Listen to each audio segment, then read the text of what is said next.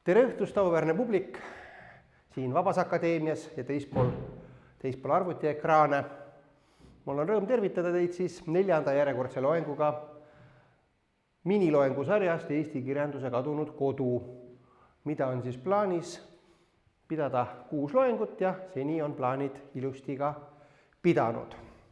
Ja tervitan teid kenal kevadel ja olen meeldivalt üllatunud, kui te nii ilusa ilmaga ka arvutis või oma telefonis jaksate olla ning ühtlasi muidugi tähistagem ja pühitsegem jätkuvalt Eesti raamatu aastat ja lugegem Eesti raamatuid. Ma loodan, et minu tänane loeng, mis on küllaltki kirjanduskeskne ja vähe teoritiseeriv, pakub teile ka mitmesuguseid lugemissoovitusi, mida kätte haarata Eesti raamatu aastale.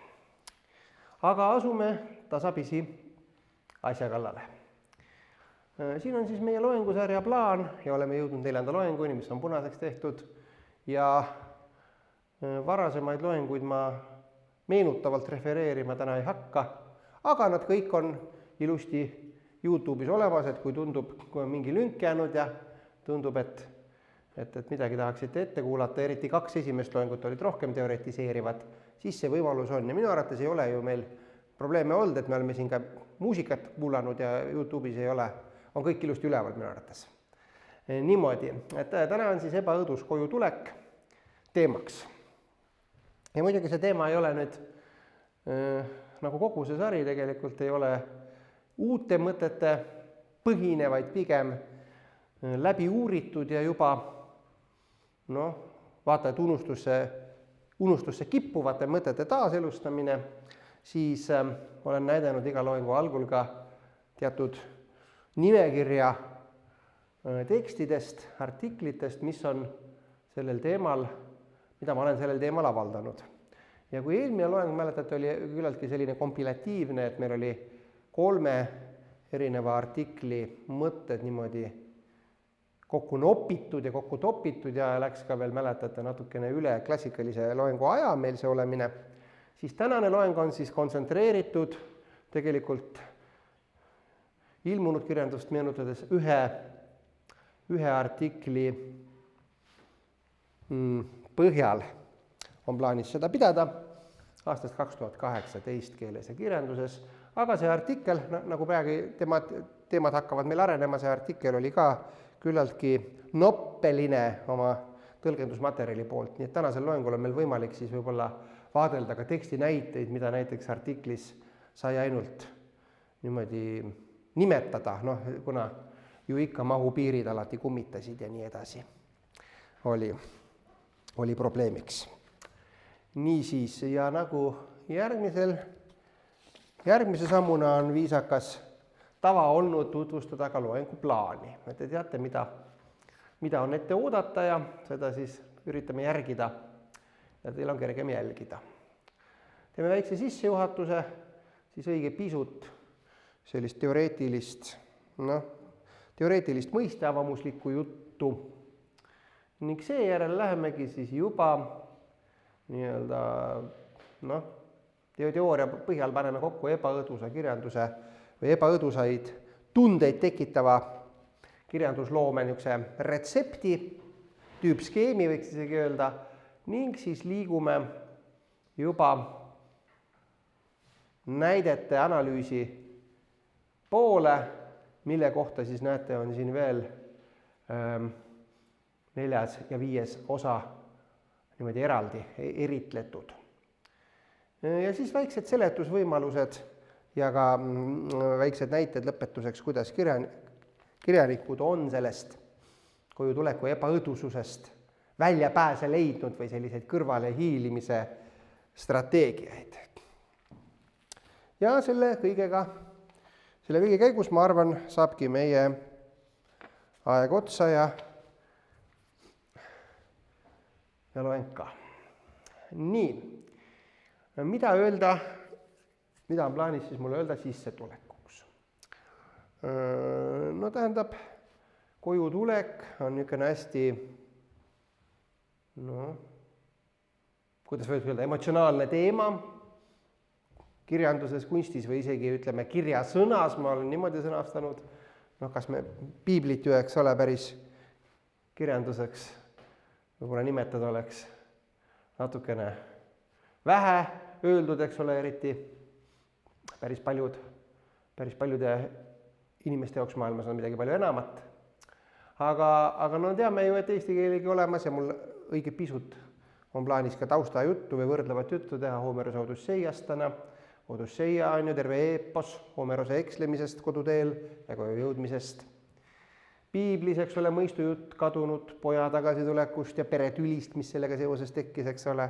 See oli selline kadunud poeg, kes oli päranduse maha laristanud ja siis ometigi auavaldustega vastu võeti ja teine poeg pahandas. Noh, eks ole, väga eestilik teema, päranduse jagamine ju ka, aga sellele me ei hakka siinkohal tänasel loengul keskenduma.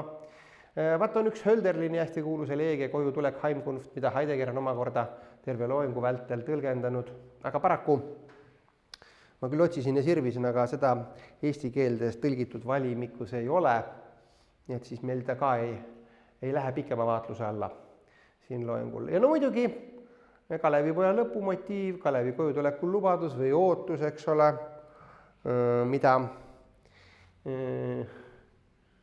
mis on ju ka niimoodi mitmeid tähtsustamisi, tõlgendamisi leidnud hilisemas kirjanduses, aga millega on ka omamoodi imelikud lood tegelikult eesti kirjanduses ja jällegi selle sissejuhatuse puhul siin on päris palju asju, millele me ei plaani keskenduda. Selle Kalevipoja lõpumotiivi jätame ka järgmise loengu ülemineku teemaks, kui me hakkame rääkima Eesti, ütleme sellisest rahvusest Eestist ja Eesti ja kodukujundi seostest kirjanduses. No ja siis on juba sellised popkultuuri, eks ole, noh, Kääbik minu lapsepõlves loeti isegi ette või ise vist ei osanud lugeda, suur lemmik oli Sinna ja tagasi, eks ole, selline Sõrmuste isand, hästi kammerlik olukord, eks ole, et keegi, eks ole, hästi kodune ja hästi rahumeelne väike olend peab siis muutuma kangelaseks ja kogu maailma päästma ja tagasi koju jõudma. Noh, eks ole, see on ju, ei vaja kommenteerimist, seda laadi lugusid on veel ja veel populaarkultuuris ka. Nii et oleme siin fenomenoloogia varal ju vaadanud seda kodusust ja kodutust ja horisonte ja kõikvõimalikke teemasid eelnevalt, nagu lubasin, pikalt ei uppu täna teooriasse, aga võiks niimoodi mõtiskleda või piiritleda, et mis laadi eeldused või mis peab üldse siis olema täidetud selleks, et me saaksime rääkida koju tulekust selle kuidagi tähtsas tähenduses. No esiteks, eks ole, peab olema, selleks, et koju tulla, peab olema eemal. See on ju triviaalne eeldus, aga no ikkagi piisaval määral eemal, eks ole, koduilm jaguneb sfäärideks. Kui ma praegu olen siin kodust eemal 2 tundi ja natukene rohkem, siis ma kuidagi, eks ole, pole esiteks piisavalt kaugel, teiseks see koht on mulle päris tuttav juba, ma olen siin mitmendat loengut. Ma ei ole ka võõraste keskel, vaid mul on siin nii oma tuttavaid kui juba ka loengu korraldajad ja tehnikatoe inimesed on mulle kõik tuttavad ja ei ole ma sugugi võõraste keskel, ei ole ma võõrsil, nii et mingisugust minu tänasest koju minekust mingit hümni luua oleks väga raske, see nõuaks väga suurt loomingulist pingutust juba, sest et midagi erilist ei ole juhtunud, eks ole. Parem, kui sa oled siis üksi võõraste keskel, eks ole, teadvustad ja problematiseerid seda olukorda, et sa nagu lihtsalt ei kulturaliseeru ümber, nagu laps võib kolida ja ta ei mäletagi, et ta kuskil mujal on olnud. Peab tekkima koduigatsus, eks ole, nagu impulss või sund koduigatsusest, oleme vaadanud varasematel loengutel, mäletate, seda me määratlesime sellise põhilise, koduigatsusest kantud mälestus sellest kadunud lapsepõlve kodust, eks ole, mis on mõnes mõttes ka võimatu taas luua. Nii, siis peab olema kojutuleku põhimõtteline võimalikkus, eks ole. Et siis saab seda kojutulekut ikkagi hakata sellest luuletama või seda planeerima või päriselt seda ka ellu viima, kui me eluliselt räägime.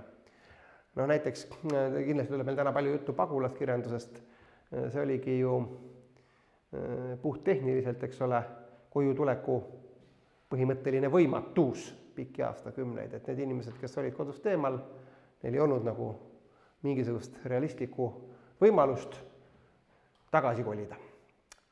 Nii, ja kui siis kõik need tunnused on täidetud ja kunstiline tekst õnnestub, siis kirjanduslik või ka tänapäeval kas või filmikunstiline, aga tüüpjuhtum on kirjanduslik sellise dünaamilise kunstivormina, siis peaks tekkima selline pühalik meeleolu, rõõmus meeleolu õnnestunud naasmisest, selline hümniline ülistav tekst võiks sündida. Mõne üksiku näite me kurname Eesti kirjandusest ka välja sedalaadi näiteksin, aga teatud agadega ikkagi. Ja milles on siis probleem, eks ole, juba üleüldises kogemuses, aga ka selline kirjanduse loomises, sest kirjanduse loomine, me oleme seda vaadanud lugeja positsioonilt, kirjandus loob teatavaid meeleolusid, kogemusi. Et seda kõike tuleb siis ju parasjagu, kõike peab olema parasjagu. Liiga vähe, eks ole, nagu mina siin täna olen, kui liiga vähe, liiga lähedal, ei ole millestki rääkida, aga on ka vastupidine probleem, mis on nüüd kirjanduses palju problematiseeritud ja meil täna siin ka avaldub, et kui on liiga palju, ütleme, liiga kaua näiteks, et sa oled kodust ära liiga kaua. Ja siis ongi see, et tegelikult siis tekib selline probleem, et sa naased sellesse kujutluste ja mälestuspiltide poolt kokku pandud sellisesse, nagu öeldakse, ootushorisont ühesõnaga tugineb sinu varasemal kogemusel, aga kõik võib olla niivõrd palju muutunud, et juba, eks ole, selline sujuv sisseelamine on kindlasti raskendatud, kui mitte võimatu. Ja tegelikult ega selliseid tekste, sellist voolu meie eestikeelse kirjanduses ütleme, et nüüd olid takistused koju pääsemisel, terve hulk kultuurirahvast, kirjarahvast oli võõrsil, aga kui nüüd siis olukord pöördus, see poliitiline olukord, ega meil selliseid hümnilisi tekstitulvasid nüüd ka kirjandusloos ei ole võtta, et kui sujuvalt ja rõõmsalt see naasmine siis kõik toimus. Ühesõnaga ulmekirjanduses on selline üks levinud fantaasia vorm, üks levinud selline nagu tehniline võte või nüanss, eks ole, kujutletakse seda ajanihet, kui sa suurtel valguse kiiruse lähedastel kiirustel universumis kihutad, eks ole, siis aja relatiivsuse tõttu sa elad nagu, ütleme, sinu aeg kulgeb kiiremini kui see maa pealne aeg ja näiteks eesti keeles on Stanislav Lemil Tagasitulek tähtede juures üks väga hea romaan, mis siis seda problemaatikat kajastab, et kui sa siis naased, siis on juba hoopiski, eks ole, sinu kaasaegsed on kõik surnud ja sa pead hoopiski võõrasse ilma hakkama sisse elama. Nii, ja kõigest sellest problemaatikast võrsub ka minu loengu põhiväide, mis muidugi, eks ole, pole üllatav, et kõik need alateemade väited harmoneeruvad selle loengukursuse üldise pealkirjaga ja üldise sellise tähelepanekuga, kust kõik algas, Eesti kirjanduse kadunud kodu. Ja nüüd siis tulles selle kojutuleku juurde kitsamalt,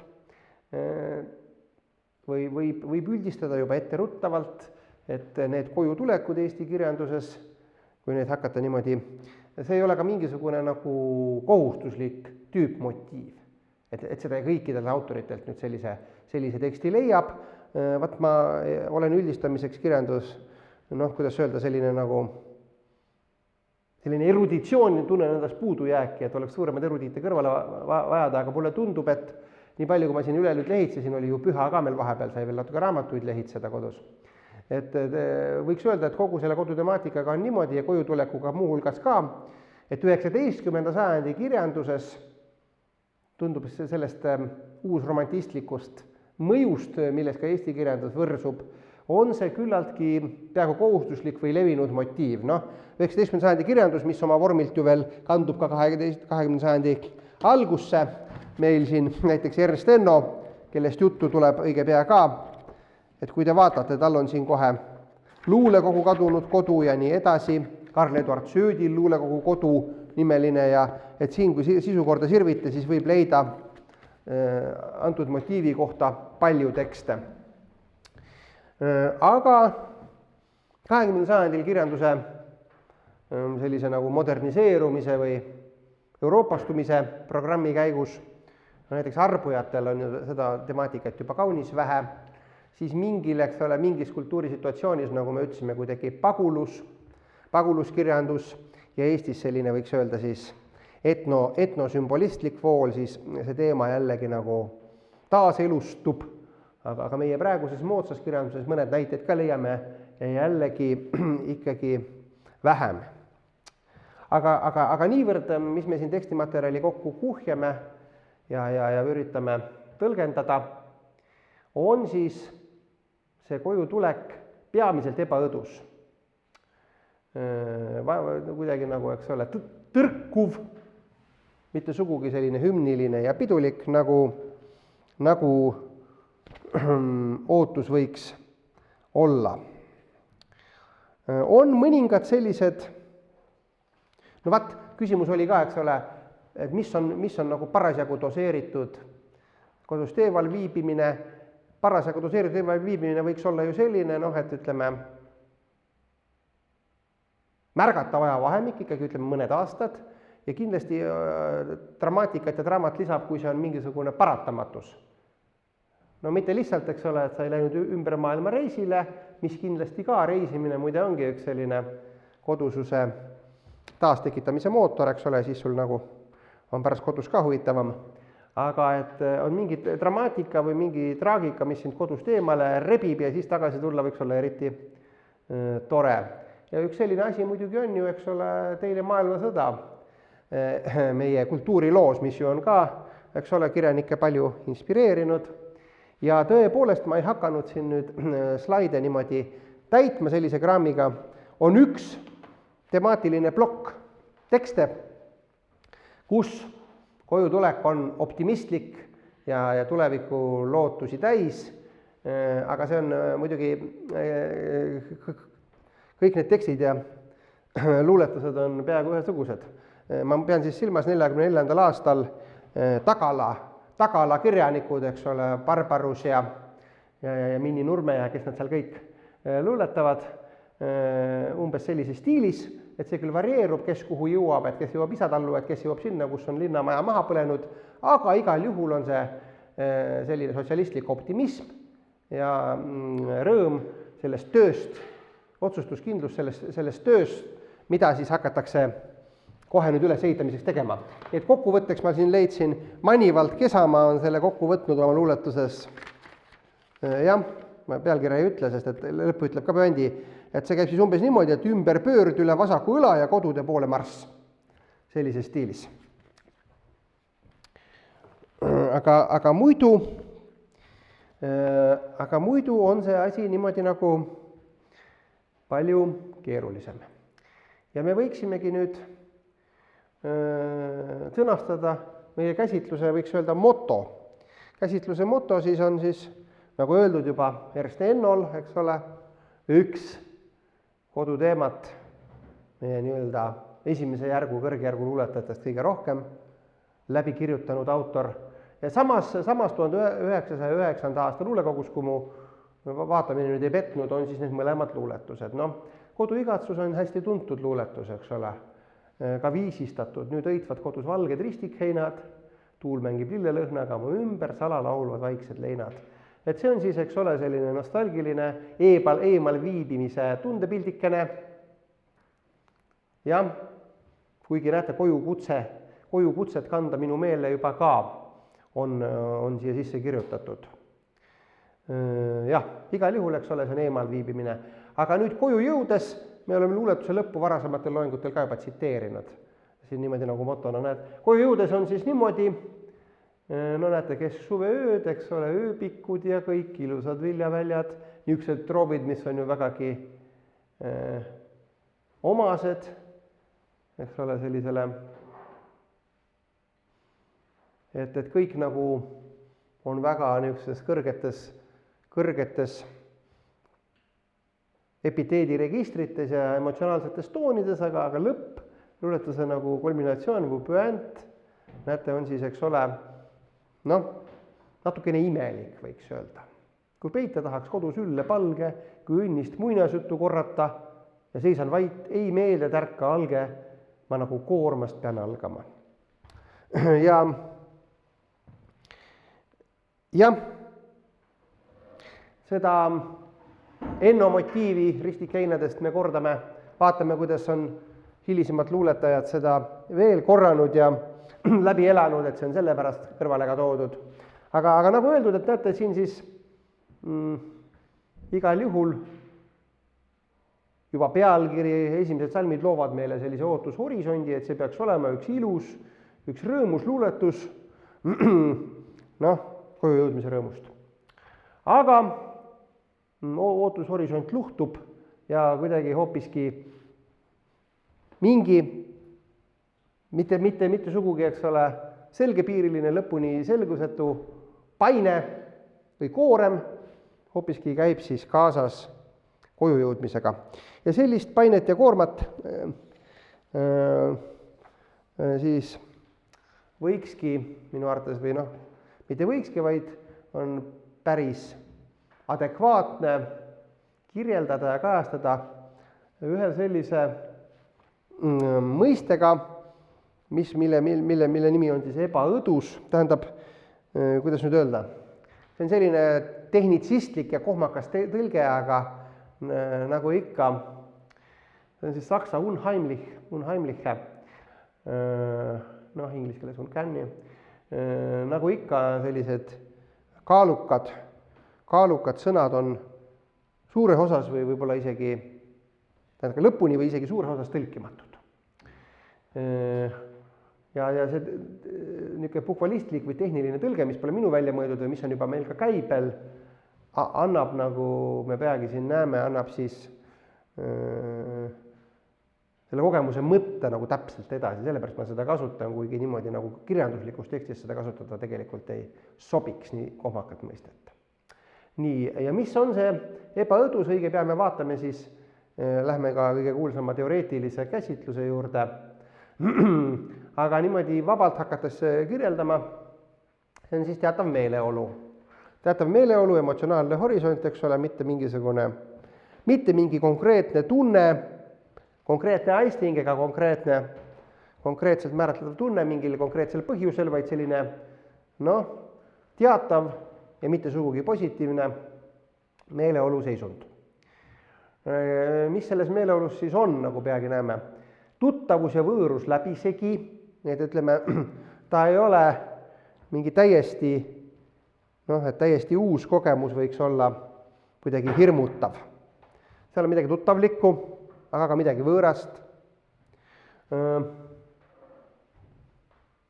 Teatav imelikkus, veidrus, võib-olla väike kõhedus, mingi väike ohutunnetus, aga muidugi mitte veel mingisugune, klassikaline õudus, ütleme horror inglise keeles, mitte seda. Nii et see on muidugi tegelikult naljalaul peaaegu Singer-Vingeril, eks ole, mina pean sambat tantsida saama, aga Villu Kangur, väga niisugune osav luuletaja, kõik on kahtlaselt kodune, kõik on kohtlaselt tuttav.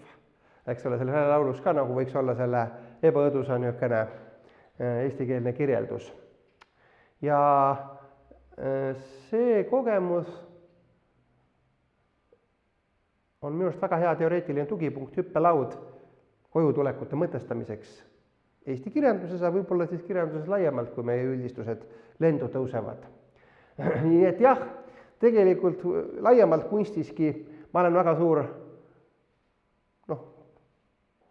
üle keskmise suur filmikunsti huviline ka nüüd, ütleme, ja ka õudusfilme väga palju vaatan niimoodi, viimasel ajal küll vähem, sest siis peab ootama, kui lapsed magama lähevad, eks ole, mõnikord väsin ise ära ja peab peitma neid DVD-sid.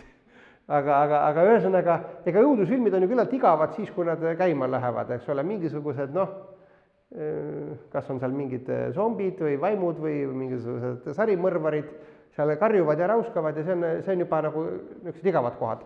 Aga kõige huvitavam on see, et kuidas õnnestub meeleolu loomine, mida võikski ebaõdusaks nimetada, eks ole. Et ei ole nagu, mitte midagi pole veel juhtunud, eks ole, aga žanri nagu selline määratlus, eks ole, see on kahju, et me teame, et midagi sellist ikkagi juhtuma hakkab.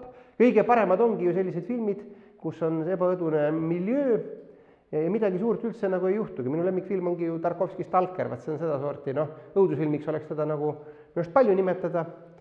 Ulmefilm on ka hästi vahelt öeldud, ta on ebaõdusa meeleolu niisugune nagu teatud maastik või sellel kõndimine, meeleolumaastikul, eks ole.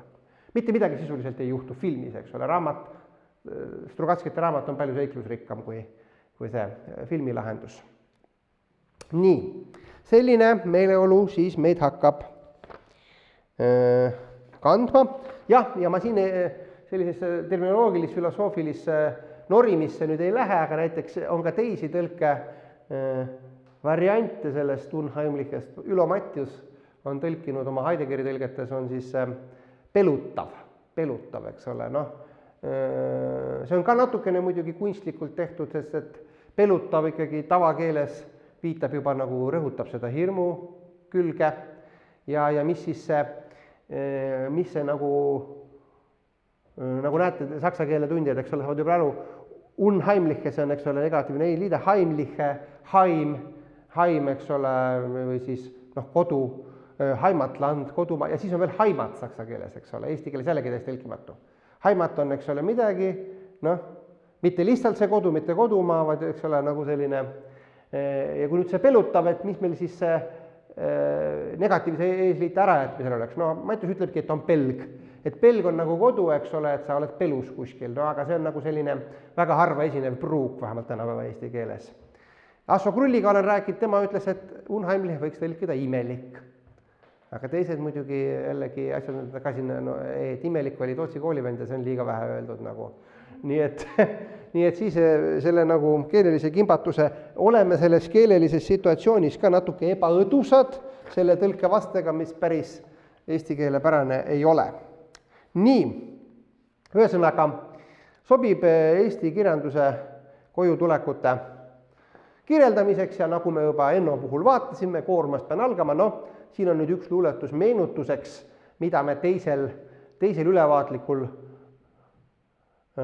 loengul, siin on natukene nüüd läinud, pilt on läinud tekstile selga, ma vist ei hakka,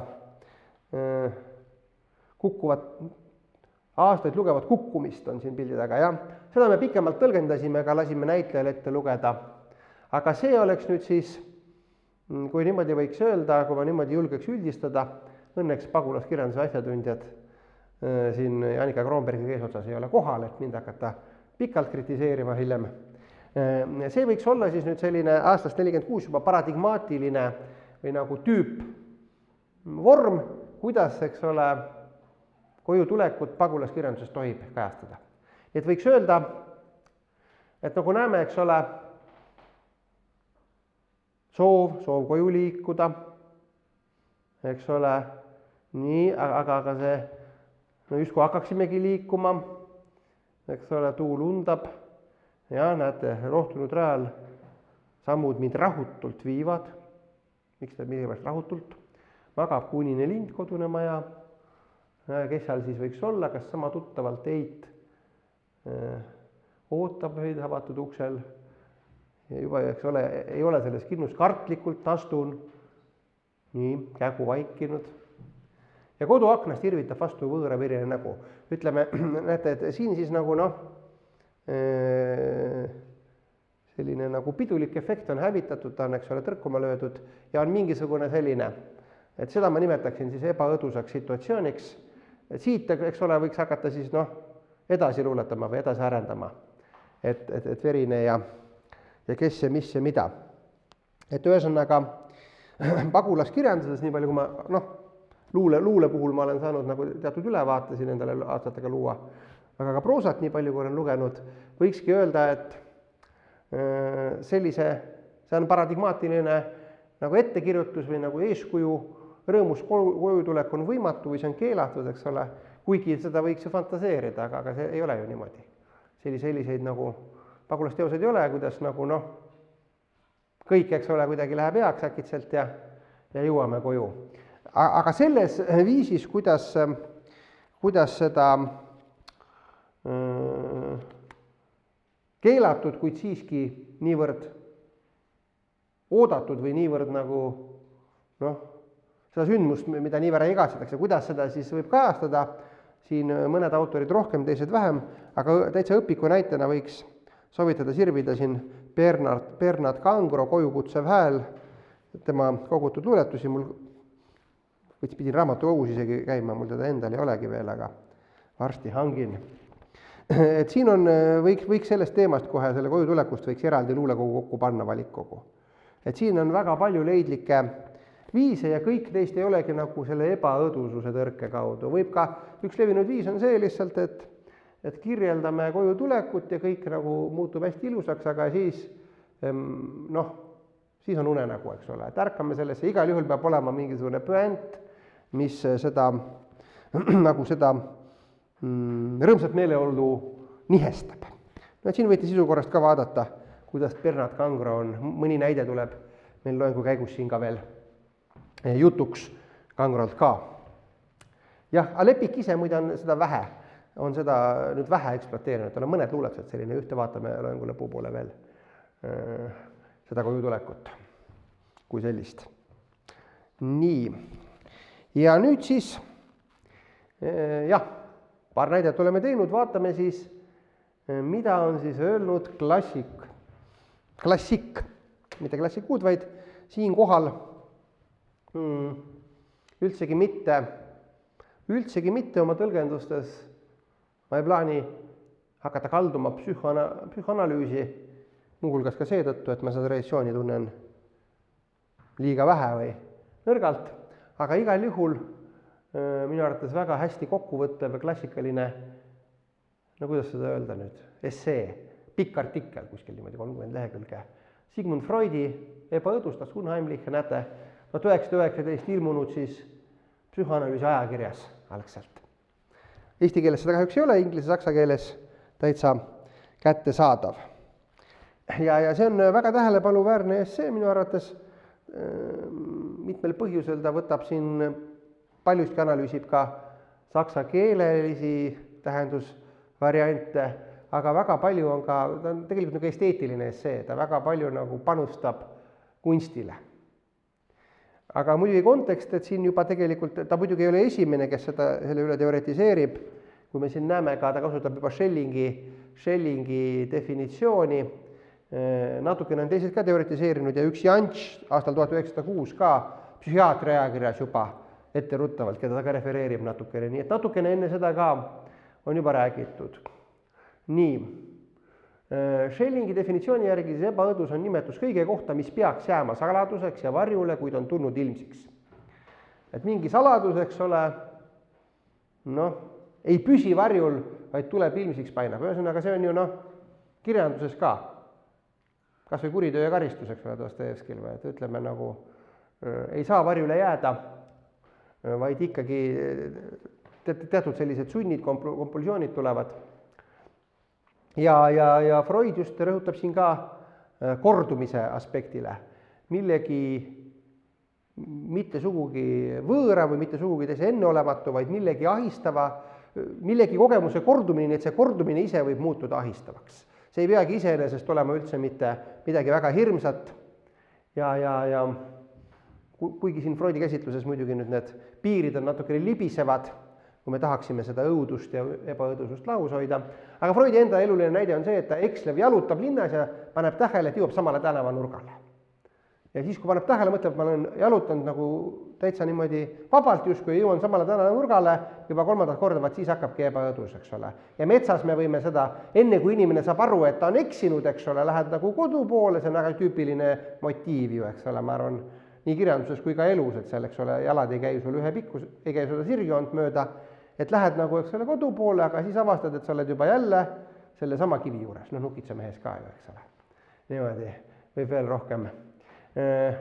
Või siis igasugu sellised, eks ole, hirmud, uneliivamees või vooditont, keda laps kardab näiteks, siin tõlgendab nii Freud seda Hoffmanni uneliivamees, see on eesti keele tõlgitud sellises taskusarjas, ja seal on ka teisi ebaõdusaid tegelasi, näiteks üks inimkujuline automaat nukk on seal, eks ole, kellest see peategelane armub seal, on selline ebaõdus. Praegu on meil ka see, eks ole, kõik karjuvad, et appi AI, tundub, et AI on üks ebaõdus tegelane, sest inimesed kardavad seda või päriselt ei karda, et kasutavad, aga ikkagi ei ole niisama nagu leivanuga kasutada. Leivanuga võib ju ka ohtlik olla, seda inimesed ei karda, aga AI-d kardavad, aga ikka kasutavad. Mina ei karda, ei kasuta ka.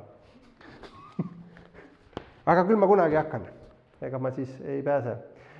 Nii, teisik, silmini seismine enda teisikuga näiteks tuuakse esile selle ebaõdusena. Vaat siinkohal mul ongi, meil on ju kena plaan ka, kena tava on natukene ka nagu vahepalaks midagi muud vaadata. Mulle selle Freudi näidet üle lugedes tuli kohe üks selline koht meelde, mis mäletate filmi Hukkunud alpinisti hotell. Üks katkend on meil õnneks YouTube'is.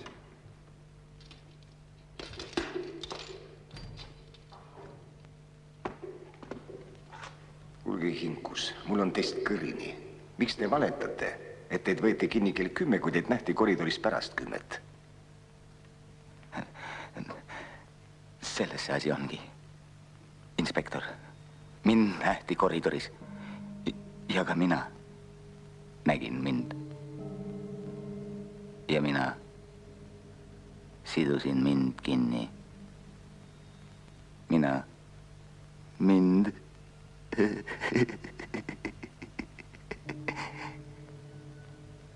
Saite aru? Mina. Mind.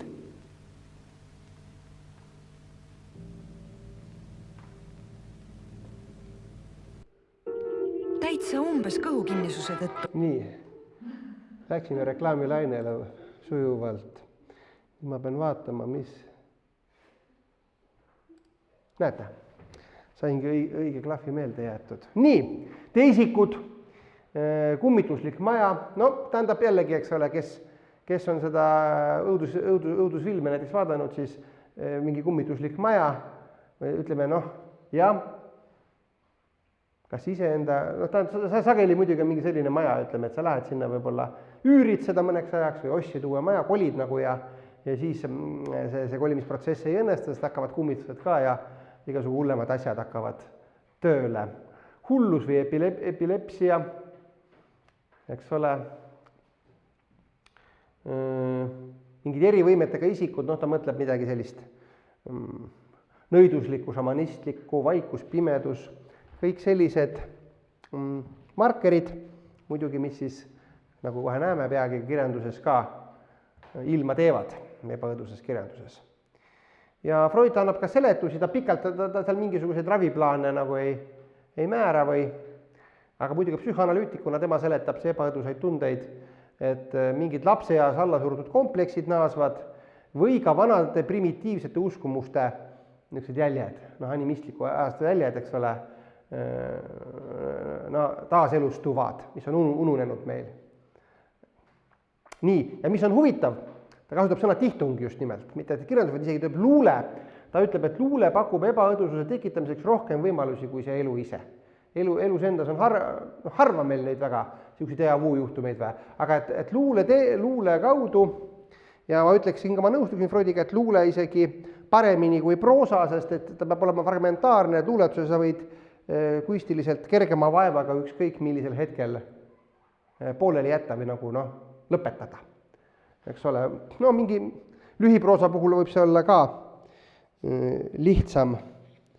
Ja nüüd siis üks oluline, mis sellisest etümoloogilisest analüüsist välja tuleb Freudil, miks see ebaõdusus oleks nagu siinkohal tehniliselt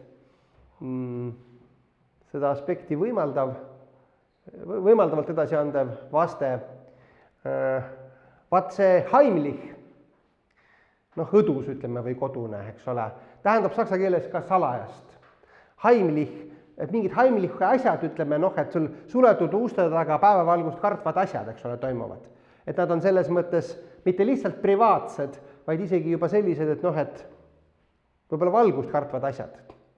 Nii et unheimlich siis nüüd, eks ole, seda mõtteliini pidi, mille Freud ka avab, on ühelt poolt võetes selle õdususe muutmine ebaks iseenda vastandiks, vaid selle unheimlich, eks ole, see salajasus või see mingisugune nagu valgust kartev aspekt, nüanss, salajase külje esile toomine, väljakaevamine, mis juba selles Heimlichis, selles koduses õdususes endas ka juba peidus on.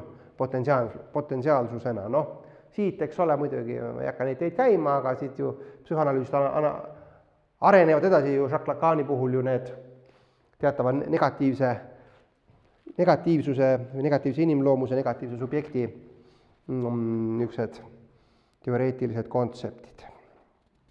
Nii, olgu peale. Olemegi, võiks öelda, teooriaga peaaegu ühel pool, et vaadata ja hinnata, kas ja kuidas see kirjanduses, eesti kirjanduses siis kitsamalt võttes kojutuleku puhul muidugi ei saa mingil juhul mõelda, et ebaõdus ainult kojutulek saab olla, aga et lihtsalt oleme niimoodi kitsendanud temaatikat. Nii, aga nüüd siis Freud muide kirjeldab ka, kui ta ütles, et luules saab seda, võiks öelda, kas kirjanduses laiemalt saab seda kergemate vahenditega tekitada või et on teatavad stilistilised võtted, kuidas seda lugejas saab tekitada, võiksime siis öelda. Mitte niimoodi, et kohe hakkab mingisugune hirmus müristamine pihta, eks ole, noh, nagu tänapäeva filmides on, eks ole, et ei olegi nagu seda miljöö loomise niisugust pinget, vaid kohe kargab keegi kõrri kellelegi. Mitte selliselt, kõigepealt tuleb lugejas luua selline fiktsionaalne raam ja häälestada lugeja ootushorisondid selles suunas, et lugeja elab sisse, et see on üks selline eluline või realistlik või ütleme elulähedane tekst. Ja siis, kui selline meeleolu on loodud, seejärel kunstilise pöördena luua kummastav efekt. Et see on siis ebaõduse kirjanduse niisugune. Ja ta ütleb ka, Freud ütleb, et kui tekst on algusest peale markeeritud fantastilise žanri kuuluvana, nagu näiteks Ime muinasjutud, aga võib-olla, nagu me ütlesime, ka mingisugused sellised õuduslood tänapäeval või võtad ulmeromaani kätte, siis on juba ootushorisondid ka vastavad ja siis ebaõdusust ei teki lugedes. Ei teki seda ootamatust. See ongi suur žanri probleem, eks ole. Ma ütleksin isegi nüüd niimoodi, kui me korraks tagasivaatavalt või hiljem ka edasivaatavalt vaatame seda pagulasluulet, siis tegelikult juba teades, et pealkirjast, eks ole, minusugune lugeja, kes on natukene juba asja uurinud, ma ei lase ennast tillitada enam sellest, et on kojutulek, et ma hakkan sealt sellist õnnist kogemust ootamast. Ma tean, et see on ütleme, Kangro või ükskõik kas või noorema põlve Ekbaumide, kes seal iganes on, või Urve Karuks, et seal kindlasti peab olema selline pööre, et see asi, eks ole, luhtub. Nii, jah. Ja üks asi veel, kuidas meil ebaõdusust ei teki, mille Freud esile toob, on see, kui meil on mingi irooniline distants või huumor. Ta toob näiteks Oscar Wilde'i Canterbury lossi vaim.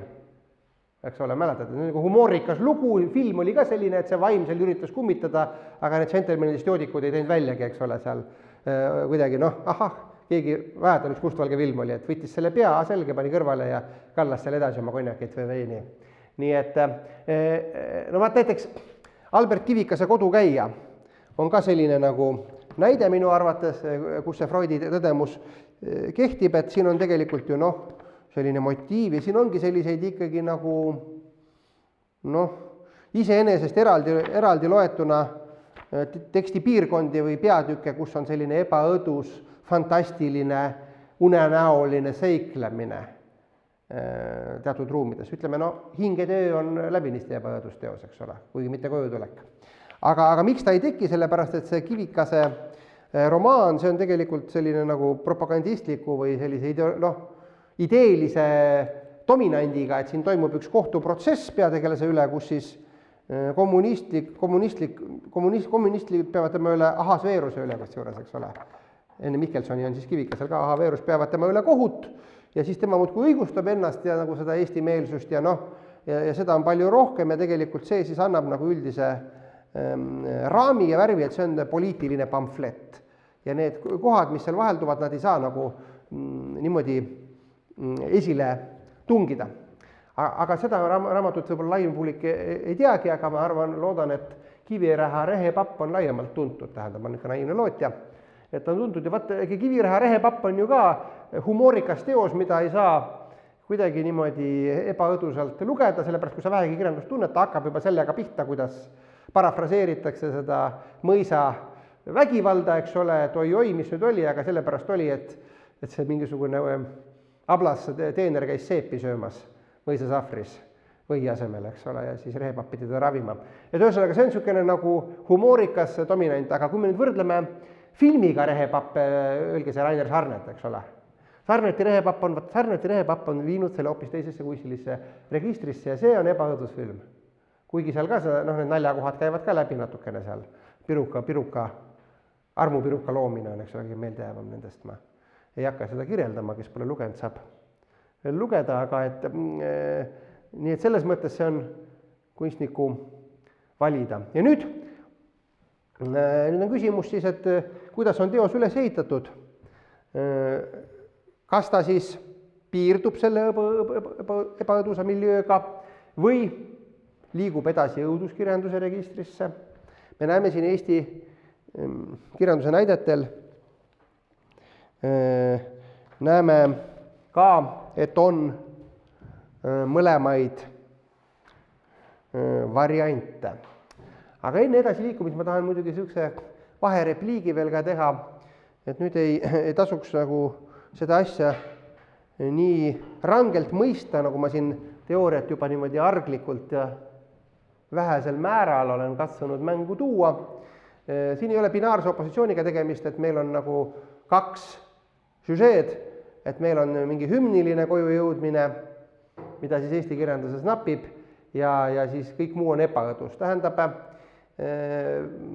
koju jõudmist võib kirjeldada nagu ka teistes toonides, niimoodi melanhoolsena, eks ole, mingite melanhoolsete vihjetega, ilma et siin vaadeldav ebaõdususe retsept täituks. Ma toon ühe näite, mida ma vaatan, et siin on kõik sellise põlvkonna inimesed, kes peaksid teadma, ma ei hakka praegu makki käivitama. Mait Vaigu tekst, eks ole, kuulus Metro Lumini laul Isa tuli koju.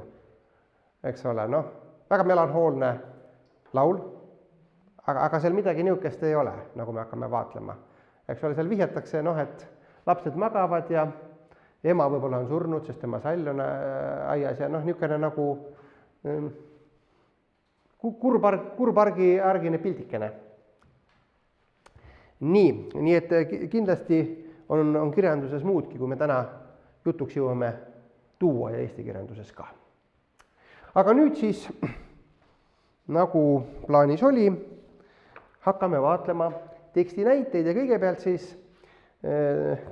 siis nii-öelda ilma mingi muu kitsendava märksõnada vaatame seda ebaõdususe loomist koju tuleku puhul paari näite analüüsi varal. Nii.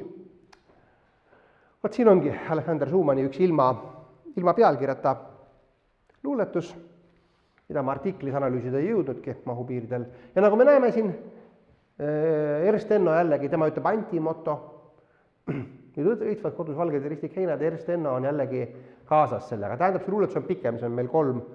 Kuna read olid nii pikad, siis ma seda tabelisse ei saanud panna. See luuletus kestab meil 3 slaidi. Aga see ongi hea, et siis meil saavad ka need ootamatud pöörded tulla. Nii. Jah. Näete, kõigepealt on siis teekond. Kõnnin mööda lapsepõlveradu, meil on hell ja äkki kohtan madu. Või midagi juhtub. Ta valge ristik heina sisse kaob, nagu külmast vappun süda taob. Rahu leian kaedes pilvelaevu, minu pilved, samas kuulen naeru. Tere lapsed, see mu kodupaik, lapsed vaatavad mind ja on vait. Juba niisugune imelik, eks ole, madu, sain ehmatusest üle ja eks ole, aga siiski me võime seda veel tõlgendada täitsa niisuguses nagu, siin ei ole veel midagi nii hullu juhtunud. Võib-olla lapsed ei tunne seda, need on kellegi teise lapsed ja võõras onu on ju ikka natukene ohtlik. Nii, kui sedasi läheb, sammun, ümisen üht vana viit, tummab maa, sa läksid ära siit. Eks ole, väga etnosümbolistlik niisugune motiiv, mis kordub kogu selle juba 60-ndatel luulesse tulnud põlvkonnas jah, see, et ollakse veel maalt pärit ja ära läinud, eks ole. Korraks kasteheina pahman käed, samas kohkun, keegi äkki näeb. Sõuan isatalu aia äärde, peni salamisi naksab säärde. Näete, eks ole, jah. Penid on ka alati mängus meie näidetel siin. Nii, tere sõbrad, tere õu ja ait, mulle tere ütleb võõraseit. Noh, jah, eks ole. Ega siin pole muidugi öeldud, nagu me Lepiku puhul oli öeldud, et noh, ta ei tea, kes elab, et loodab seal oma emakest leida. Nii, võõraseit, no okei, kui nüüd selle koha peal luuletus lõpeks, siis olekski üks selline ebaõdusa miljöö, niisugune loomine. Aga see luuletus on siis seda sorti, kus on siis nagu me näeme kohe niisugune nagu krõbedam teemaarendus veel. Et tuppa lähme veidi jalgu puhkan, vilkalt põrandateid pühib puhtaks. Pühib, ise kasvab läbi lae, kohutavaks nagu läinud aeg. Poole sääreni tal iidsed puud, siia sinna hoolega käib luud. Pühib ära niidu, pühib ojagi, lõpuks, kus ma olen selle kojagi. Et ühesõnaga olukord muutub siis nagu selliseks õuduslikuks. Nii. Aga see ei ole muidugi mitte mingisugune, jah, ka kasutusel olev eesti kirjanduses teemaarenduslik võimalus, aga me seda õuduskirjandusse siin nagu väga pikalt süüvima ei ole plaanis olnud hakata. Nii, vaatame siis natukene leebemaid näiteid, võiks öelda. Mari Vallisoo, kes on palju luuletanud kojutulekutest muidu ka, ma tema kogutud teosed kaasa ei tassinud, sest mu koti mahutavusel olid piirid. Nii, see on ka 70-ndatesse luuletus siis. Tuled koju, võõrad ümber laua, hävitavad toitu kõigest väest. Musta leiba ükski sind ei märka, ükski lusikat ei pane käest. No, eks ole, selle esimese salmipõrana võime mõelda, et see on selline nagu poliitiline allegooria, umbes nagu Helvi Jürissoni Mägra maja, eks ole, kõige tuntum, et viitab, et keegi võõrad on tulnud, eks ole, meie kodu siin okupeerima ja noh, on üks tooletud. Aga see, et ei märgata, et mul ei teki kontakti, no see on ka üks tükene ebaõdususe tüüpiline juhtum, eks ole, et sa nagu, noh, keegi on sul kodus või kui ise lähed kuhugi kõnetad ja keegi sulle ei vasta, eks ole. Noh, Puškini anekdoodid on paljud sellised, eks ole, et keegi ei julge vastata, et Puškin hakkab kohe halvasti ütlema. Aga siis ütleb ikka muidugi pööndiks. Need ei ole ebaõdused juhtumid, aga see on ju see ka, eks ole ju, et mitte rääkida näiteks, et kui tülli lähed, et on sellised nagu tülitsemisstrateegid, et ütleme, paned, ei räägigi kodukaaslastega mitu päeva, et siis kindlasti see, noh, niisama kerge ei ole taluda. Nii, aga see luuletus muidugi, näete, ei lähe sellisesse nagu poliitilisse registrisse nagu nii ei suubu või ei arene. Hallid särgid, kausis hapupiim on, kaus kesklauda pehmest pärnapuust. Üks on just kui kuskil nähtud näoga. See, kes praegu sättis valget juust. No näete jällegi, eks ole. Kuskil nähtud näoga keegi tuttav, aga ta on mingis imelikus kontekstis, eks ole, ta ei räägi ka. Tüüpiline ebaõdususe mehhanism. Nii, sa ei eksi, 1000 aastat õigus on sul teada. Mina olen see. Aga kes muidugi pole öeldud, eks mina olen see, ütles Jumal Piiblis, ma olen see, kes ma olen, eks ole. Aga näete, ei ole nagu siis ühesõnaga pinge siin nagu pinge ei kruvi või kulmineeru, külmgab, pohkab, keerad gaasi lahti, süütad, kallad kannu kohvivee ja midagi muud ei olegi. Et see on nagu üks tüüpiline selline situatsioon, me vaatame siin paari teksti veel, et seda pinget ei arendata nüüd mingisuguse tohutu traagika suhtes. Näete, siin on siis tänapäeva luulet ka natuke Andra teedel, et nüüd Andra sai nii väikse pildi panna, kuna nii tihe luuletus oli, et terve slaid sai täis ja pidi otsima kohta. Nii, ja näete, vabavärsiline ka ilma pealkirjata 2014. aastast pärinev luuletus. Eks ole päris pikk ja päris infotihe siis. Näete, sõidan siiski kodu poole, vahepeal kipub see ununema. Kui piirile jõuame, selgub, et enam edasi ei pääse. regionaalpoliitika võlud, piirialalt ei sõida üle paari bussi päevas. Noh, selle salmi puhul võiks mõelda, et see on see moodne Eesti luule, mis on see ilma luule tunnustata, eks ole. Et kirjeldabki, mis ta tegi nagu tollel päeval, aga Andre Teede on ju väga hea luuletaja. Ei ole nagu ilma luule tunnustata luuletaja ja asi läheb natukene nagu teistsuguseks. Näete, mõne tunni pärast ähvardab pimedaks minna ja jalutan linna äärde, kummaline sügis. Ühtegi autot ei sõida, hääletan siiski, ükski põld pole veel koristet, kuigi poed on täis jõulukinke. Et siin on juba nagu situatsioon on kummastunud, eks ole, noh, põllud on koristamata. Kui lõpuks Tartusse pääsen, on minu kööki tekkinud seltskond kunstnike veiniga, nagu ka Mari Vallisooli näete. Panen koti nurka, kummaline sügis, ütlen tervituseks.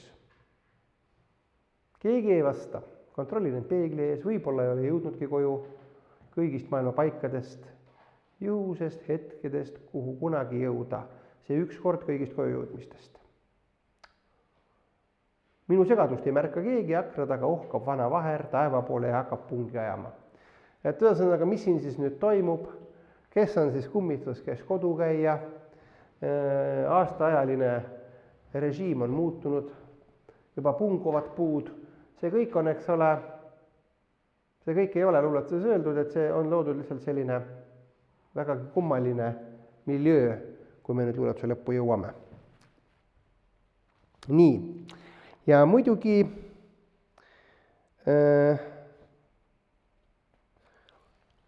mis ma siis... Ja, muidugi kodukäija, kes on meil kirjutanud siis luulekogu kodukäija valikkogu, ega see pole ju keegi muu kui meie üks suurimaid luule elavaid klassikuid, vanameister Hando Runnel.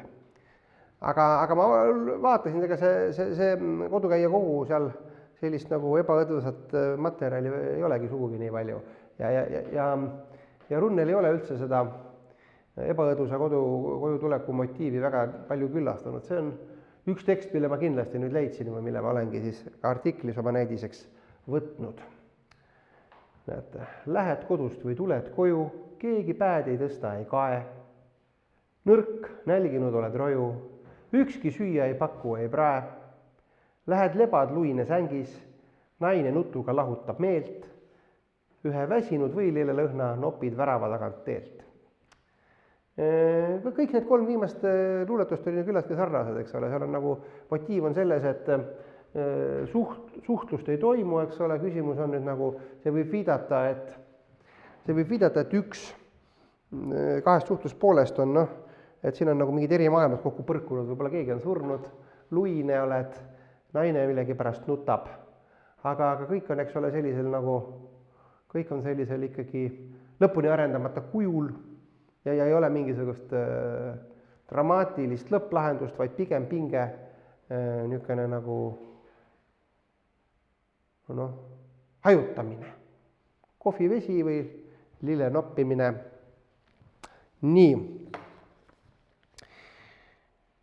Jah,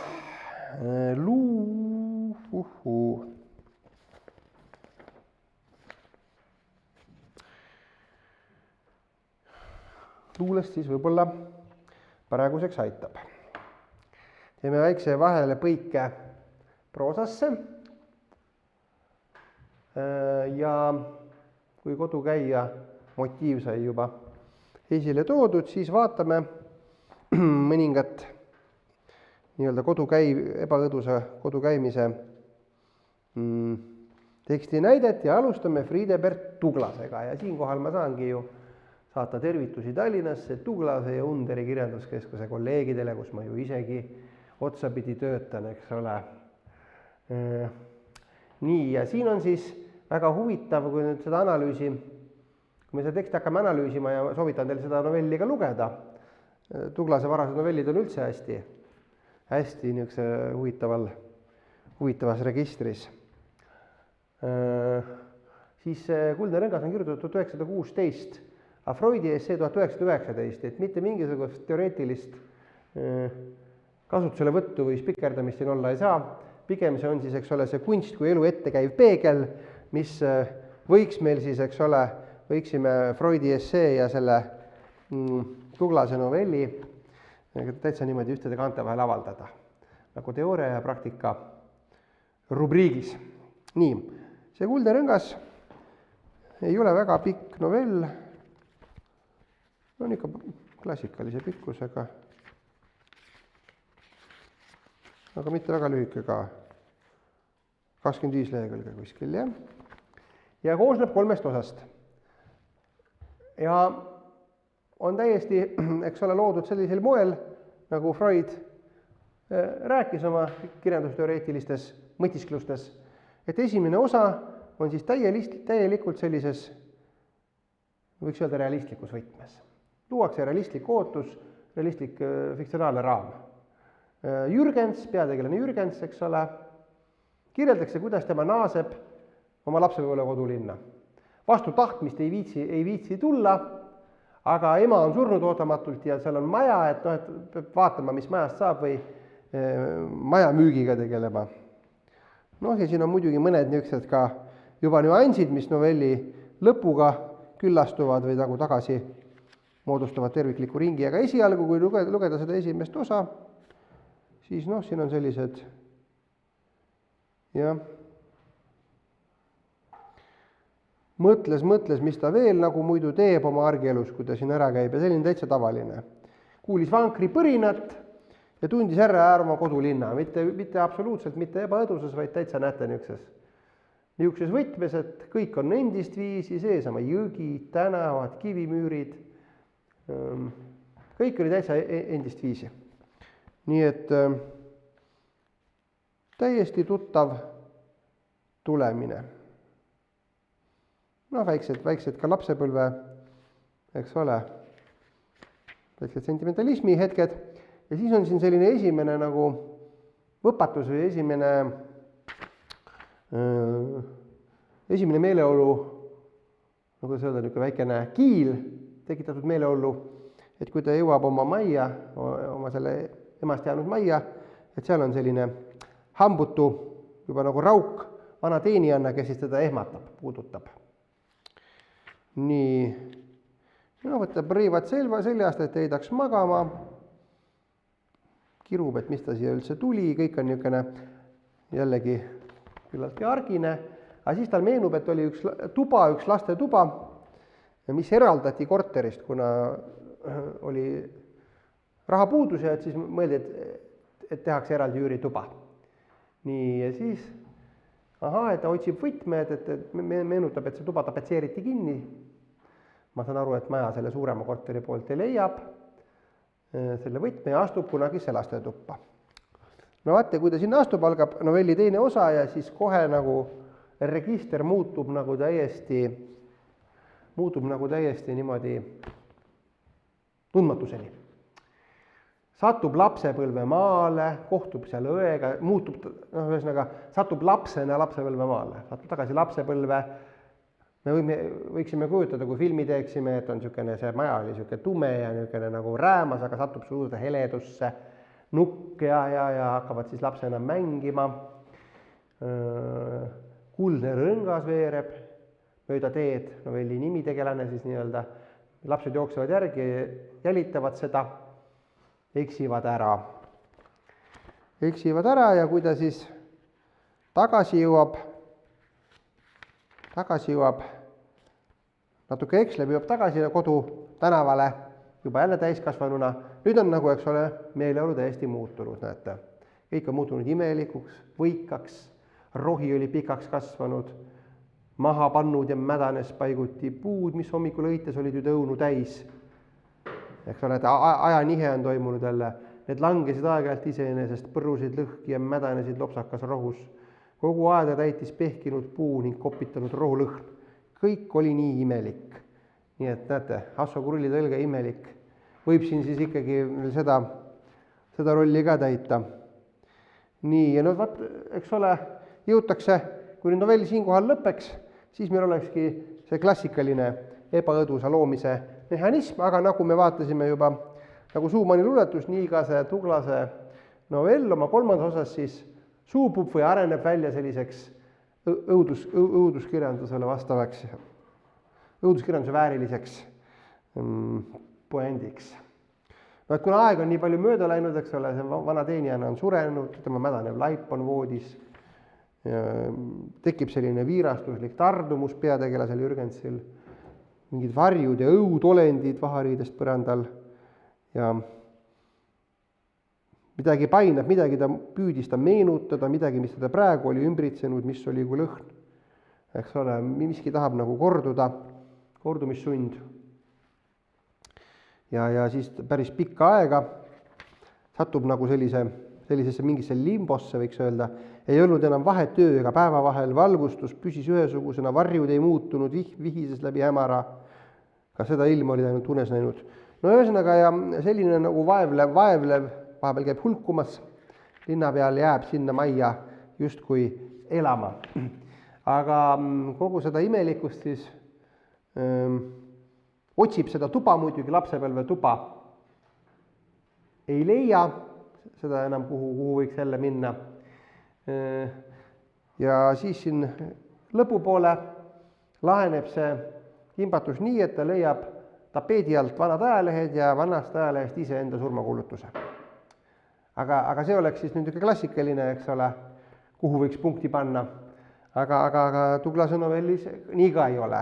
Leidis oma surmakuulutuse, sai aru nii-öelda tõe enda kohta, et ta on kodukäijana naasnud.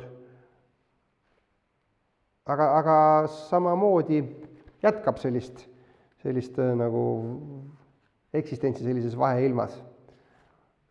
Kuniks jõuab surnuaia äärde, mis ka novelli algul oli 2 santi, kes seal istusid, ka tunnevad ära, et too mees on surnud ning siis kordussund viib ta siis sohu, kuhu ta juba korra uppunud on. Eks ole, kus kõik on korduv ja upub teist korda. Sellega siis lõpeb novell. Novell Kuldne rõngas. Eks ole, täiesti ebaõdus, isegi õudsaks arenev kojutulek. Nii, siis muidugi, mida ka Freud esile tõi, tühi maja, muidugi maamaja eesti kirjanduses ikkagi klassikaliselt. Kindlasti väga paljudes, mul on siin mõned näited, aga väga palju esile toodud selline, nii näete, nii vanema põlvkonna 20. sajandi nii pagulasluules kui ka siin Uno Lahe puhul näiteks, Uno Lahe puhul esile toodud motiiv. Jah, näete juba karneldavad sööt, luuletab ununud hoone, mõtted rühmuvad su ruumes, rambas rasket lõuka lummas, taandumata tares tummas. Need on sõnadeta suud, kodukeed kaadruud, ma olen siin trükkimisvea teinud. Visnapuul ka näete, õudne lahti pääseb kisamu, ammu kinninöörid kurgust. Ma tahan elu, tuult ja kargust, võiks tühjus olla elu isaks. Jah, näete üks variant koju jõudmisest, mis ei saa õnnestuda, Bernard Kangrol. Oled koju jõudnud, kus see ime, aga tuld ei põle lees, õli lõppend, lampide sees on tühi rehetuba, suur ning pimedus ju ka, eks ole, üksikud hüljatud talud Uno Lahel. Noh, neid näiteid on muidugi palju rohkem eesti kirjanduses. Nii, aeg liigub ka koos meie loenguga, nii et me oleme enam-vähem graafikus, ma loodan. Nüüd ma tooksin esile veel ühe sellise arengukäigu paari teksti näitega, tahan seda kinnitada. On ka kirjeldatud sellist koju tulekut, mis on paratamatult, see tähendab ette teada olevalt luhta minev või luhta käiv, et ei olegi nagu seda sorti katkestust või ümbermõtestamist, et suured ja õilsad lootused petta saavad, vaid teatakse, et midagi sellist õdusat ees pole ootamas, aga ikka naastakse koju. See on see naasmissund, siis nagu Freud ütleb, eks ole, või noh, seda võib ka võtta, selle üle võiks hakata filosofeerima Madis Kõivu võtmes, tema luhta mineku võtmes ja temal on see ometi, eks ole, kiusu pärast või ometi teen seda, mis ja siin on siis üks väga niisugune, Tuglase raamatu ma lasen ka publikusse ringi käima. Peet Vallak on väga hea novellist, kes veel ei tea, soovitan sedagi lugeda. Ja siis tema kogumikust Hingetaud on siin viimati nagu taasavaldatud 21. aasta novell Hulkur. Mina nimetan seda isegi nagu anti-Odüsseiaks Eesti mõttes. Ja süžee on, süžee muidugi selle novelli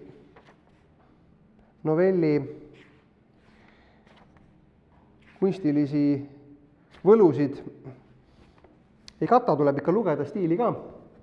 Aga süžee on selles, et on hulkur surbik, keegi surbik. Ja öeldakse juba esimeses leheküljel, teises lõigus, et 20 aasta järel naaseb kodutallu või sinna lähistele õigemini hulkuma. Nii, ta naaseb hulkurina. Talus on võõrad, kes nagu ikka algul annavad hulkurile süüa ja ootavad, et ta ära läheb, aga siis, kuna ta ei lähe, muudkui hulgub, aga oluline on, et surbik ei esitle ennast. Ta ei lausu nagu meil oli nendes luuletustes, ebaõdusluuletust, et siin suhtlussituatsioon luhtub ja see ajab muidugi talurahva väga vihale, et tuleb keegi niisugune närvudes tegelane ja üldse ei ütle ka, kes ta on, kuigi pinnitakse. Ta ei esitle ennast, ei nõua õiglust, nagu Odüsseus nõudis, eks ole. Ja on ka sellised muidugi sotsiaalse tooniga tekste Eesti kirjanduses ka, umbes luuletused, miks jätsid talu võõrale ja nagu ma mäletan, Ernst Ennol vist oli. Aga tema ei lausu sõnagi. Nojah, tähendab, et novellis muidugi ei selgu, et mingisugust õiguslikku alust või tal sinna talule vist ei olegi. Vahel peidab ennast siis hanekuuti, ka koer on mängus, nimelt ta näeb hanekuudist, kuidas juhtub nii. Ja varsti nägi ta räpalas aluspesus tüsedat meest, kes tugevasti lonkas ja leivatükiga enesejärel musta koera meelitas. Nad jõudsid lauda esikule, kus mees kähku koerale nöörsilmuse kaela viskas ja sipleva looma lauda räästasse tõmbas. Pikkamisi kadus koera kehast hinge elutumust, tomp jäi hulgaks ajaks nööri otsa rippuma. Eks ole, koer puuakse üles hoopiski ja ka pristav kutsutakse, kes ta ära transpordib, aga see ka ei aita, tuleb jälle tagasi. Käib istumas seal niimoodi, kui talurahvas magab. Need nagu kuidagi tajuvad, et keegi võõras käis. Ühesõnaga sellised kõhedad asjaolud siin vahelduvad ja lõpuks siis ronib ta pööningule. Pööningul poos surbik enese üles. Ta rippus otse ukseaugu kohal, hahk nägu vastu sinivalget kuud. Põlvili rippus ta nööri otsas, sest lagi oli madal. Isegi käed ulatusid maani. Ahk nägu vaatas liigumata ukse mustast avausest üle öise maastiku. Ta suri oma isa majas. Et see püant muidugi siis annab, eks ole, sellele uitamisele ka mõtte. See, et naasta koju surema muidugi on kirjanduses ka, Eesti kirjanduses motiiv, aga muidugi mitte nii kõhedas või ebaõdusas teostuses nagu Vallakul. Nii, mul on siin see novell ka lahti, võite tutvuda Peet Vallaku loominguliste rikkustega ja annetega. Nii, ja nüüd hüppame jälle kaasajakirjandusse. Jälle ma arvan siin meie põlvkonna noorusaja teksti, mida me kõik teame, siin viibijad. Selle kohta on ka YouTube'is on üks hästi, see 87. aasta hästi kahisev ja sahisev vennaskonna lindistus. Vennaskonna laul on ka, aga ma ei hakka seda mängitama, sest see on nagu kuulatamatu kvaliteediga. Vaatame seda niimoodi nagu tekstina. Igaks juhuks avan spikriks ka artikli, kas ma olen midagi nii tähtsat öelnud, mis praegu ei meelu. Ja nagu näete jällegi, seesama Enno Ristikheinade motiiv, see nüüd siis sellises nagu kaasaja kirjanduse kogemuses viiakse lõpuni või küllastatakse oma nagu sellise loogilise või loomuliku äärmuseni. Nüüd kodus õitsvad valged ristikheinad, on soojast tuulest tunda nende lõhna ja lookleb rada läbi ristikheina, siit tulen mina, pöötud luuni kõhna. No nagu Runnelgi oli see, keegi luine, kes, eks ole, voodisse ronis. Ma tean, ühesõnaga, see minek on ette teadaolevalt luhta minek. Siin ei ole mingit üllatust. Ma tean, et majas keegi mind ei oota. Mu emale on leitud palju parem paik. All Pärnade ja surnuaia kaardilt on kustutatud veel üks valge laik. Nii. Et kui Vallaku hulkuri Surbiku puhul me võiksime mõelda, et kui ta ennast ilmutas, võib-olla siisimalt lootas, et ta ära tuntakse nagu kadunud poeg ja kuidagi nagu pälvib mingisuguse austuse, aga kuigi ta muidugi sõnagi ei öelnud oma tutvustamiseks, siis siin me näeme see saabuja, tal ei ole mitte midagi loota, eks ole, ta teab, et ema on juba surnud. Nii, ja lähe vaat, mis seda saab. Näe majatrepp, ma avan paokil ukse, kõik viidud siit, ta tühi kui mu hing. Maja ühesõnaga, jah, kes kõrget tuba kõikumas on keha, truu sõber Pontu kaelas nöörist ling. Nagu ka Vallaku novellis koer on jälle üles poodud, aga seekord ma alla võntan, koera kange keha on liha juba lahti luude pääl. Toanurgas kahekesi endal teeme koha, mul trükki viga jälle, teeme koha, joon viina, paitan sõbra külma pääd. Siin kahekesi tühjad surnud kõhnad on nurgas mees ja koer ja nende leinad. Toob tuulehoob mu ninna mingid lõhnad, nüüd kodus õitsad valged ristikheinad. Nii et siin ei ole isegi sellist heroilist pointi nagu Vallakul, vaid naastakse kuhugi, teada, kus midagi ei ole, maja on lagastatud. Leiad ainult koera laiba, kellega sa siis, eks ole, Eesti koduluule, kõige võib-olla kinnismotiivi niimoodi nagu meenutad. Aga kuna tegelikult see on nüüd hea laul, mida ma ütlesin, et teile mängida ei saa, aga kuna ma ütlesin ka seda, et meie analüüs siin ei hõlma ei eesti kirjandust ega kojutuleku võimalikke tonaalsusi, siis ma laseksin natukene ühte teist laulu teile kuulda, mis on Priidu Beieri luuletus küll. Kuna ma loodan, et mul Tallinnas üks sõber kuulab, kes on ansambli vennaskond, väga suur austaja, siis talle tervituseks ja meie teemaarenduse mitmekesistamiseks laseme mitte kogu laulu, kuna seal korratakse 3 korda, aga nii kaua, kui luuletus saab läbi lauldud. Ja see on meil juba valmis pandud. Nii, panen siin.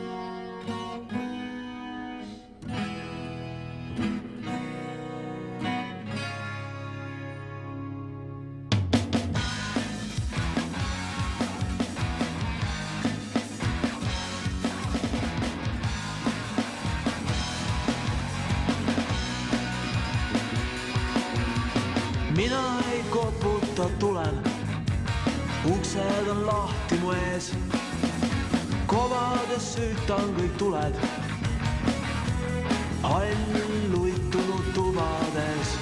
Varnas ripuvad mantlid, köögikappi rakil on. Siin kusagil on ka mu hantlid ja katkine ujumiskann. Ootan, kui keegi ei tule, kuigi süütasin tuled. Hakkab kuidagi hale, näe ikka seisame kell.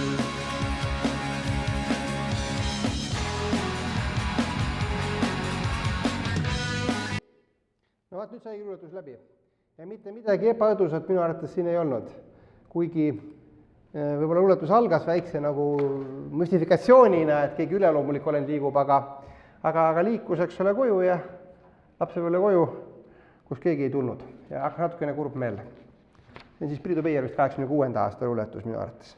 Nii, aga ma vaatan, et siin niimoodi heas seltskonnas mõtiskledes on meie loenguaeg jõudnud parasjagu nii kaugele, et on aeg hakata tegema kokkuvõtvaid seletuskatseid ja vaatame ka väikest alternatiivset väljapääsu teed loengu lõpuks. Nii, miks on koju tulek eesti kirjanduses ebaõdus?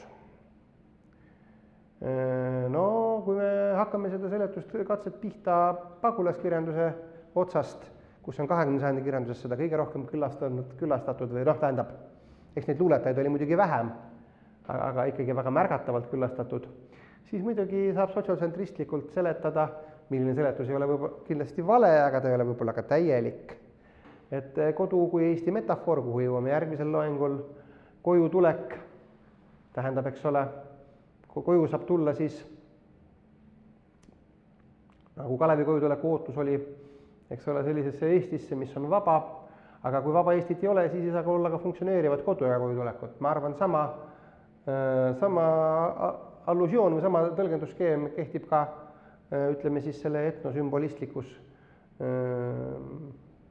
Nõukogude Eestis luuletatud luules, selles põlvkonnas, eks ole, selline tõlgendusvõimalus. Aga muidugi see kogu probleemi ei ammenda, sest me vaatasime siin ju ka valla Tuglast, eks ole, kus seal poliitilisi allusioone oleks väga raske leida ja Vallakut, kes üldse Eesti Vabariigi ajal avaldas ja siin ka juba, tõsi küll, see Merka luuletus, mis me vaatlesime, oli küll 80. lõpul, aga kindlasti juba ka Andra Teedet, juba täitsa, eks ole, vabaduse ajalast. Siis ajalooline või selline, kuidas öelda, ajastulik globaalne seletusvõimalus, mida me võib-olla siis kompame meie viimasel loengul kõige, katsume nagu kaugemale arendada. Võib ka mõtestada niimoodi, et meie ajastu ja see tehnokapitalistlik elukorraldus on tervikuna ebaõdus, eks ole, nagu sellist mäletate koha ja mittekoha erinevus, mida esimesel loengul vaatlesime, et loob mittekohti, mitte siis kohti, vaid mittekohti ja teatud kodusust takistav, välistav. No vaat, siin ma natukene tõlkisin ümber nüüd või tähendab seesama unheimliche, see ei ole, et Freud seda ainult kasutusele võttis. Nietzsche, eks ole, kuulus küsimus nihilism ja see ukse ees, kust tuleb meile see ebaõdusaim kõigist külalistest, unheimliste, kasutab just seda. Ja niimoodi võib siis ju öelda, mida on ju ka tõlgendajad niimoodi tõlgendanud, et avangardistlik, dekadentlik, juba 19. sajandi, sealt edasi modernistlik, postmodernistlik kunst, sealhulgas kirjandus, peegeldab või vastab siis, mõtestab ajastu üldist häälestust, ka kojutuleku võimatust, aga muidugi kojutuleku soov, sinna jõudmise soov on suur ja siis see soov ja võimatus põrkuvad kokku ja loovad siis sellist õdutut tänapäeva kirjandust, tänapäeva kunsti, õdutuid ruume nagu Kafka loss või Becketi Molloi eesti keeles olemas teine osa sellisest ekslemisest või mõel eesti kirjanduseski Ristikivi hingede öö, eks ole, kus pole mitte tingimata enam kojutulekuga tegemist, aga see võib olla siis ka varem vastus täna vaadeldud suundade seletamiseks. Ja nüüd ka laiem kirjandusfilosoofiline või võiks ju veelgi laiemalt üldistada kogu kirjanduse üle, seda üldistust proovida tõmmata. Ja võib-olla kunst üldse või kirjandus üldse on ebaõdususse kalduv, idülli on väga raske kirjeldada, kojutulek on teatav idüll, kui ta niimoodi rõõmsasti kirjeldada, see kipub kalduma banaalsusse või mingisse sellisesse grafomaanlikku kirjandusse näiteks, sealt me kindlasti leiame selliseid näiteid. No nagu me siin võrdlesime juba Surbikut Anti Odüsseusega, kui nüüd Odüsseia on ju põnev eepos küll, aga kui lugeda Odüsseuse koju jõudmise sündmust, vaadata neid laule, kas ta oli nüüd pühalik, oli ta rõõmus, eks ole, keegi teda ära ei tundnud, kui Odüsseus koju jõudis, ainult seesama koer, seal küll koera üles ei poodud, ta suri lihtsalt rõõmu kätte ära. Kodu oli täis siis neid õnneotsijaid, seiklejaid, kes tahtsid Odüsseuse naist endale saada ja muud kaasavara, et ta pidi kogu selle kamba siis maha tapma ennem, et saaks hakata ja siis ta pidi ka naisega tülli minema, eks ole, seal olid veel suured, ma ei mäletagi, kuidas oli mingi jumal vist sekkus veel seal, et tapatalgud lõppeksid, muidu nad ei kippunud lõppema, oli vist selline asi ka. Nii et ega nendes klassikalistes, kui neid vaadelda klassikalistes tekstides seda pühalikkust ja rõõmu niivõrd palju ka ei ole, kui me linnulennult võiksime kujutleda. No Anna Haava, eks ole, suures ilmas koduta, võib mõelda kirjanikust kui vaimsest eksiili pagulasest, et Janika Kroonberg on sellest kirjutanud juba ammu artikli. Kafka definitsioon kirjandusele või kirjanikele, et kirjanikud räägivad haisu. Siit edasi võib hakata ka fantaseerima inimloomuse üle, mille ma olen praegu välja jätnud targu, sest ma vaatan, et me aeg hakkab lõppema, aga võib-olla kõige lõpetaval loengul seda siis vaatame. Tasub rõhutada, et unheimliche ebaõdususe mõistet on ka noor Heidegger käsitlenud 25. aasta loengul, see on siis tema Gesamtaustabe 20. köide, ja kui tal oli selline nagu radikaalselt või niisugune otsustavalt eksistentsialistlik periood, siis ta sidus seda kogemust ängiga ja rõhutas, et see niisugune autentne olemasolemine taasaine ongi õdutu ja kodusolek on siis selline argiellu või argielu banaalsusse põgenemine. Aga tema Heideggeri vaated muidugi muutuvad selles küsimuses ka hilisemal perioodil. Nii, nüüd siis Nietzsche ütles meeldivad sõnad, meil on kunst selleks, et me tõe kätte ei kärvaks. Aga tänase loengu põhjal tundub, et me võime kunsti kätte kärvama asuda. Ja kui me just ei kärva, siis nagu Heideggerellegi oma Spiegeli kõneluses ütles, et siis me käime alla või käime ülevalt alla selles ebaõdususes või nagu tema ütleb, eemal oleva Jumala ees. Ja loomulikult see kunst on, eks ole, selline raskepärane ja ega ta ei olegi ju, kunst ei kuulu massidesse, toimub massiline põgenemine ebaõduse kunsti eest üüristavasse tuttavlikku meelelahutusse, mis kas või sinu telefonist paistab. Mis siis sellega kõigega teha, et me kunsti kätte ei kärvaks? Hölderlini kuulsad ütlused või kuulus tähendab rida, luulerida, kus aga oht on, seal kasvab ka päästev. Ja kirjandus, ka Eesti kirjandus on leidnud päris teraseid või nii mõnegi väljapääsu sellest väljapääsmatuna tunduvast dilemmast, et kas ebaõdusus või siis juba selline kunstiliselt kahtlane banaalsus.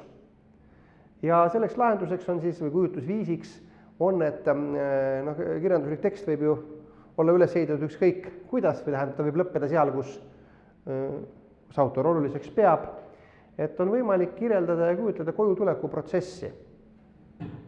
Nii-öelda teel olekut, mitte siis seda, mitte hakata lahendama seda probleemi, et mis siis koju tulles nagu saama peab. Nii-öelda. Siin on mul näiteid teile toodud nii juba nii nooremast, tähendab vanemaajast kui ka uuemast, enne kõike muidugi luulest. Näete, Anna Haava, vana aja klassik. See on hästi pikk luuletus, see on nüüd fragment siit, eks ole. Jah, see on natukene vanapärane küll võib-olla luulekeel, aga vaatame seda siiski. Ent siin sina endaks jääd, veelgi püsti kannad päed, valgenevad sinu teed, ütle, milsed imeväed võtnud sind nii heldelt saata.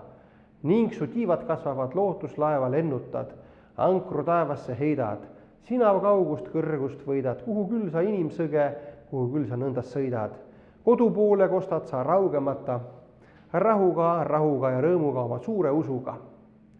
Või Ralf Parve, mäletate, see on film Inimesed sõdulisinelis, eks ole, mis oli, nagu ma aru saan, omal ajal isegi selline natukene nagu sulaja film või et mis seda situatsiooni lahkas, kuidas siis sõditi ja niisugune laul on selle kohta, eks ole. Nii pikk on võitlejal, sellega on naljaversioone ka tehtud, neid ma ei hakka siin kohal avama. Jah, jällegi juba näete vana aja klassik, sööd koju, ei ma tunne valgust võitu, ainult seda tunnen ma kaugel metsa taga kodu peab olema. Ja ma rändan valguseta, lootuseta edasi, vahest jõuan enne õhtut koduõue ometi, nii et eks ole, selline nagu ka lootust ei ole, aga ikkagi jätkan ja väikene niisugune vastuola, aga me luulet ei peagi muidugi sõnumi loogika alusel analüüsima. Kojukutsev hääl. Näiteks Runneli kuulus, mitte eriti kuulus muidugi, aga tähelepanu luuletus Idüll, siin on üks salm sellest võetud. Ta ei ole nagu mingisuguse sellise nagu, ühesõnaga, siin on nagu kirjelduspildid küll, mis kodus juhtub, aga see on nagu kutsevormis, eks ole, et sinna koju tuleks minna, see on viimane salm, eks ole, näete, siin on väikene nagu humoorikas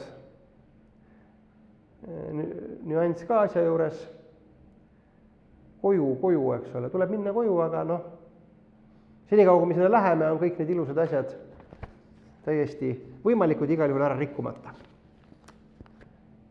Näete, läbi tiheneva pimeduse kaigub kumedalt koju kutsuv hääl ka uutesse kaisvaise majadesse. No siin ta mõtleb siis muidugi pagulane, eks ole, elab uuel maal, kaisvates majades ja koju kutsuv hääl ikkagi Ernst Enno on näete sama motiiv. Tähendab, Jürgen Rooste, see muidugi luuletus on tal nüüd pikem, siin on tal lihtsalt selline nagu lahendatud koju kutsumise laul, nagu kutsuksid loomi koju, aga seal on muidugi, kui pikemalt lugeda see luuletust, siis on seal muud sellised elulised mõtted ka asja juures küljes. Samuti võib siis luuletada kojutuleku soovist või lubadusest, nagu seesama Kalevi kojutuleku lubadus, mille ma jään siis juba motiivina võlgu järgmisesse loengusse.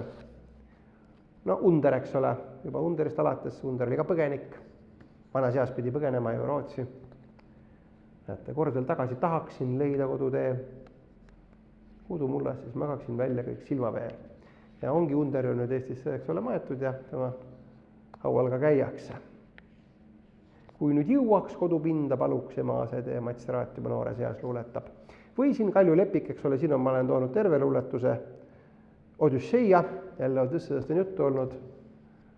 Et see on väga selline stilistiliselt mänguline luuletus. Aga noh, ma tagasi kui vaba kodumaa, eks ole, siuke poliitiline, kui vaatasime sotsiaalne nüanss Odüsseia võtmes. Ja tänane viimane slaid või viimane variant, mille ma siis välja toon selle nagu otsitava väljapääsu vahendina koju tuleku, sellest ebaõdususest väljapääsu vahendina, mis kipub koju tulles peale tulema. Peatuda lävel, ühesõnaga, et sa kirjeldad nagu seda hetke, seda lävele jõudmise hetke. No Alexander Schumannil niisugune hästi, nagu me juba rääkisime, eks ole, et seda, kui tahta kodu kuidagi positiivselt kajastada hästi lihtsuse või lihtsustava kujundiloome kaudu. No Schumann kirjeldab, eks ole, hästi lihtsaid asju, kui hea, et kõik on alles.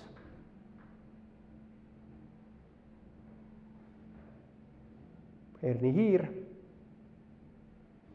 et astus üle piiri, samm peatus võlutuna, muld kumas päiksekiiris, maal hõljusel kuma. Minu arvates see on ka tegelikult 40 aastate luuletust all, aga mitte nii vulgaarses võtmes nagu muidu. Ja see Alfred Rammo, see on siis nüüd selline juba perestroika ajal avaldatud luuletaja, selline, kes Vene vangilaagris istus, võib-olla vähetuntud luuletaja.